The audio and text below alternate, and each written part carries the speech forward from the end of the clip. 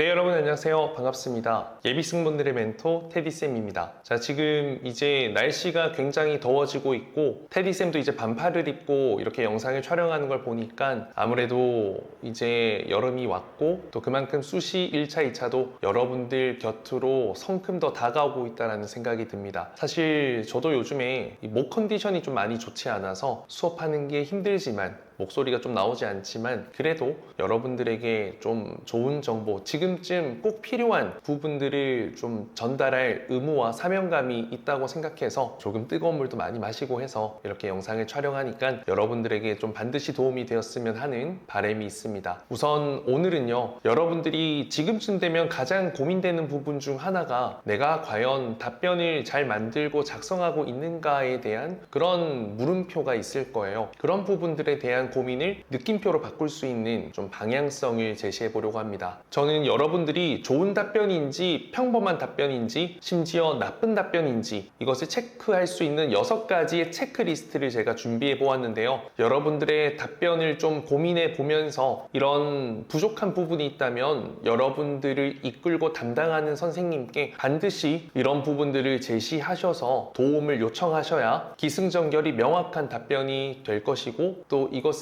면접관에게 논리력과 설득력 그리고 이 꿈을 위한 진정성으로 이어지기 때문에 반드시 조금 업그레이드를 해서 면접 준비를 하시길 당부드릴게요. 자, 우선 첫 번째는요, 첫 문장과 끝 문장이 거의 똑같게 시작과 마무리가 되는 그 답변은 좋지 않습니다. 면접관도요, 아무리 정신이 없어도 기억하는 한 가지가 있습니다. 바로 여러분들이 첫 문장의 시작에서 어떤 이야기를 했는지이거든요. 그런데 쭉 이야기를 하다가 마지막에 처음에 했던 그 문장 그대로 마무리를 하게 되면요, 면접관이 눈치를 채게 돼요. 그리고 그 처음과 끝이 같은 답변의 마무리와 시작은 형식적인 답변처럼 느껴지기도 하고 뭔가 좀 진실된 와닿는 느낌이 많이 부족하기 때문에 유치한 답변이 결론적으로는 되거든요. 그래서 여러분들이 반드시 지향해야 되는 부분이고, 저와 선생님들도 답변 첨삭을 할 때 절대 첫 문장과 끝 문장은 비슷하게 마무리하지 않습니다. 자, 두 번째는요, 본인의 경험이 전혀 들어가 있지 않는 것입니다. 사실 본인의 경험이라는 것은 다양한 범주로 생각을 해볼 수가 있을 거예요. 내가 직접 참여했던 거, 내가 직접 겪은 거, 내가 직접 들은 거, 내가 직접 뉴스 기사를 찾아서 본 거, 즉 나의 행동과 액션이 하나도 들어가 있지 않은 답변은 사실상 그 답변은 질문에 좋은 말만 했을 답변이 크고 누구나 따라해도 무방한 나의 색깔과 개성이 전혀 없는 답변이 될 수 있다고 생각을 합니다. 그래서 여러분들이 이런 나의 경험과 어떤 뉴스 기사, 공부한 거, 찾은 거, 들은 거 이런 것들을 최소 한 문장은 간략하게라도 넣어주셔야만이 최소 좋은 답변이 될 수 있다는 것을, 나만의 답변이 될 수 있다는 것을 알고 계시면 좋겠습니다. 자, 그리고 세 번째는요, 나의 생각과 가치관이 들어있지 않은 평범한 답변입니다. 나의 생각과 가치관은요, 명확하게 내가 이것을 중요하게 생각하는 이유, 이러한 답변을 내가 시작한 이유와 같이 나의 어떤 경험과 그동안의 학과 생활, 사회생활을 통해서 얻게 된 깨달음이 들어가줘야 된다는 겁니다.